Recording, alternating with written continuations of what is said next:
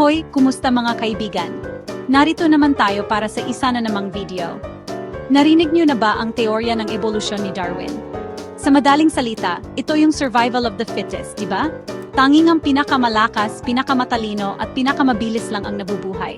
Pero may mga tao talaga na magpapapaisip sa'yo ng lahat. Pinag-uusapan natin ang Darwin Awards, mga tol.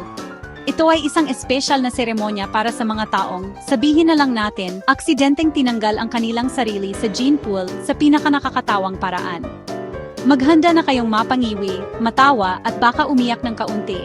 Dahil ngayon, tatalakayin natin ang 10 pinakakatangang nanalo ng Darwin Award sa lahat ng panahon. Ang ating unang kalahok para sa Darwin Awards ay isang lalaking nagngangalang Michael Godwin. Isang araw, nanonood ng TV si Michael at tulad ng karamihan sa atin, ayaw niya kapag nagloloko ang palabas. Pero imbes na tumawag ng repairman tulad ng normal na tao, napagdesisyonan ni Michael na siya na mismo ang gagawa. Literal. Nakita niyo, naniwala si Michael na maaayos niya ang TV gamit ang kanyang mga ngipin. Spoiler alert, hindi niya nagawa. Nakakuha si Michael ng one-way ticket papuntang langit dahil sa matinding electric shock. Sunod, pupunta tayo sa Brazil, kung saan isang magsasaka ang nagdesisyon na tanggalin ang isang nakakainis na bahay pukyutan. Karamihan sa mga tao ay tatawag ng exterminator o susubukan na palisin ang mga bubuyog gamit ang usok, diba? Hindi itong lalaking ito. Mayroon siyang mas sumasabog na plano. Napagdesisyonan niyang maglagay ng plastic bag sa kanyang ulo, sindihan ang plastic bag, at gamitin ang apoy para sunugin ang bahay pukyutan. Hindi nakakagulat, nakalimutan ng henyo na ito na kailangan ng apoy ng oxygen para masunog. Sinakal niya ang kanyang sarili gamit ang nasusunog na plastic bag sa kanyang ulo. Lahat dahil lang sa mga bubuyog. Nainis ka na ba sa paglilinis ng iyong chimenea? Maduming trabaho, di ba? Isang lalaking nagngangalang Marco ang nag-isip ng isang shortcut. At ang ibig kong sabihin sa shortcut ay shortcut papunta sa kabilang buhay. Napag-isipan ni Marco na ang pinakamagandang paraan para linisin ang kanyang chimenea ay gamit ang isang hand grenade. Oh, tama ang narinig niyo, isang granada. Hindi ko alam kung saan niya nakuha iyon at sa totoo lang, ayoko nang alamin pa. Sa halip, mas malakas na pagsabog ang kanyang nakuha kaysa sa inaasahan niya. Sabihin na lang natin na hindi na maglilinis pa ng chimenea si Marco. Kabanata 4, Behind Enema Lines. Kumapit kayo mga tol dahil ang susunod na ito ay nakakabaliw. Pinag-uusapan natin si Michael, isang may-ari ng tindahan sa Texas na may kakaibang paraan ng sabihin na lang natin pag-enjoy sa kanyang alak. Hindi kasi gusto ni Michael ang pag-inom gamit ang bibig. Masyadong mabagal, masyadong nakakabagot. Mas gusto niya ang mas mabilis, mas direktang paraan. Pinag-uusapan natin ang mga enemas, mga tol. Alcohol enemas. Ang DIY happy hour ni Michael ay natapos sa isang one-way trip papuntang morgue. Kabanata 5, Parking Brake Fail. Ang susunod na nanalo ng Darwin Award ay isang klasikong kaso ng pagkalimot na may kasamang naku po bakit. Pinag-uusapan natin ang isang babaeng Australiana na, sabihin na lang natin, nagkaroon ng malas na engkwentro sa kanyang sariling kotse. Ipinarada ng babaeng ito ang kanyang kotse sa isang burol na ayos lang sana, maliban sa nakalimutan niya ang isang maliit na detalye, ang handbrake. Tama, nakalimutan niyang ilagay ang handbrake. Kaya ayon siya, nasa labas ng kanyang kotse, marahil ay humahanga sa tanawin o kung ano paman, nang biglang umatras ang kanyang kotse. Ngayon, ang isang normal na tao ay hahayaan na lang na umalis ang kotse, di ba? Hindi itong babaeng ito. Napagdesisyonan niyang habulin ito, na parang kaya niyang habulin ang isang gumagalaw na sasakyan. Natalo ang babae.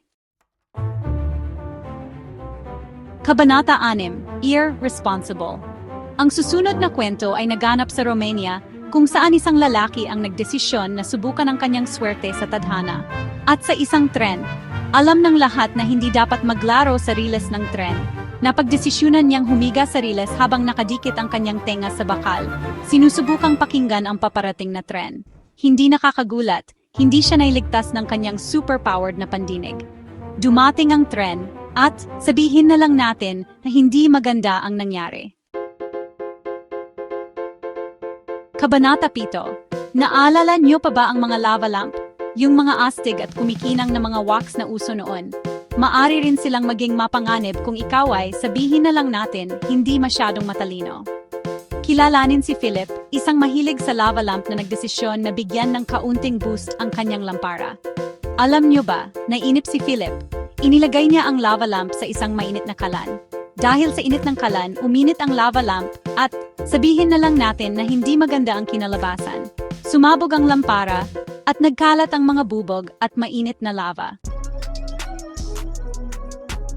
Kabanata 8. Ang susunod na Darwin Award ay napupunta hindi lamang sa isa, kundi sa 2 piloto ng US Navy na dinala ang katagang pushing the limit sa isang bagong antas. Nagpapalipad ang mga ito ng eroplano na mapanganib na, pero naisipan pa nilang dagdagan pa ang thrill. Pinag-usapan natin ang mga delikadong stunts, mga tol. Naubos ang swerte nila, hinila sila ng gravity, at bumagsak ang eroplano na nasusunog. Isang malungkot na kwento, pero palala rin ito na kahit ang mga bihasang propesyonal ay nakakagawa rin ng katangahan. Kabanata 9. Ang susunod na nanalo ng Darwin Award ay isang babala tungkol sa panganib ng paghahalo ng katapangan ng kabataan at kawalan ng sentido komun. Pinag-uusapan natin ang isang teenager na Dutch na nagdesisyon na maglaro gamit ang kotse ng kanyang kaibigan. Nilagay niya ang kotse sa cruise control, binilisan, at pagkatapos, tumalon palabas. Ang kotse na nasa cruise control pa rin ay patuloy na umaandar, at ang teenager, ayun, wala na. Ano man ang iniisip niya, malinaw na wala itong anumang lohikal na proseso ng pag-iisip. Kabanata 10. Ang ating huling nanalo ng Darwin Award ay isang malungkot na kwento tungkol sa isang grupo ng mga geocacher na dinala ang kanilang libangan ng medyo malayo. Para sa mga hindi nakaalam, ang geocaching ay parang isang totoong buhay na treasure hunt kung saan gumagamit ang mga tao ng GPS coordinates para mahanap ang mga nakatagong kayamanan. Sa kasamaang palad, ang grupong ito ng mga geocacher ay labis na nahumaling sa thrill ng pangangaso, kaya binalewala nila ang lahat ng mga babala. Naghahanap sila ng kayamanan sa isang kakahuyan na madaling bahayin. At hulaan nyo, umulan ng malakas. Bumalik pa sila? Hindi. Tinangay ng rumaragasang tubig ang grupo. Outro. Ayan na nga mga tol. Ang 10 pinakakatangang nanalo ng Darwin Award. Tandaan, ang mga kwentong ito ay para maging nakakaaliw, pero paalala rin ito na mag-isip muna bago kumilos. Pindutin ang like button at mag-subscribe sa aking channel para sa mas maraming nakakagulat na content. Hanggang sa muli, mag-ingat, maging matalino, at anuman ang gawin nyo, huwag subukan ang mga ito sa bahay. Salamat sa panood!